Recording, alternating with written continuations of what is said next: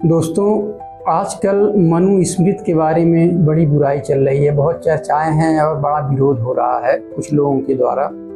जो नासमझ लोग हैं उनके द्वारा इसका विरोध बहुत हो रहा है। मैं आपको दो चीज़ें बता रहा हूं। अगर ये दो चीज़ें आपके ध्यान में बैठ जाएगा तो आप समझ जाएंगे कि मनुस्मृति में कोई बुराई नहीं है। बुराई जो लोग इसका विरोध कर रहे हैं उनके अंदर है।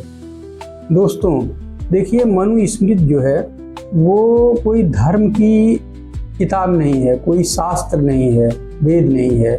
मनुस्मृति महाराज मनु द्वारा बनाया गया समाज को सुचारू रूप से चलाने की एक व्यवस्था है। और यह जो व्यवस्था बनाई गई थी वो धर्म आधारित थी।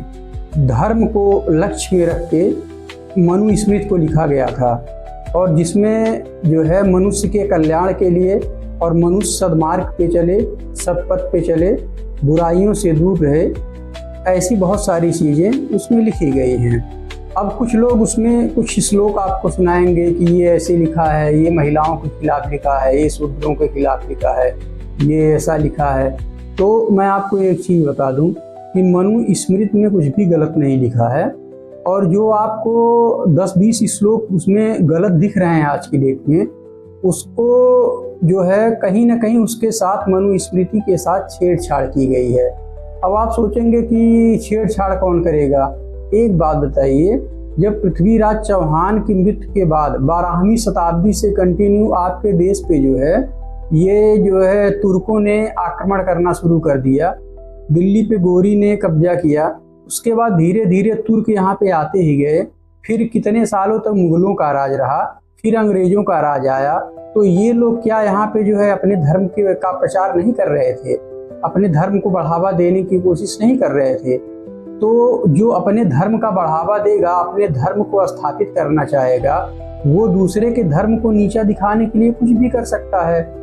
तो इसी परिप्रेक्ष्य में हमारे मनुस्मृति में कुछ गलत वर्ड, कुछ गलत श्लोक इन आताताइयों के द्वारा, अंग्रेजों के द्वारा, तुर्कों के द्वारा और मुगलों के द्वारा ये जोड़ा गया, जिससे आगे चल के भविष्य में इसका विरोध हो और लोग मनुस्मृति से नफरत करें।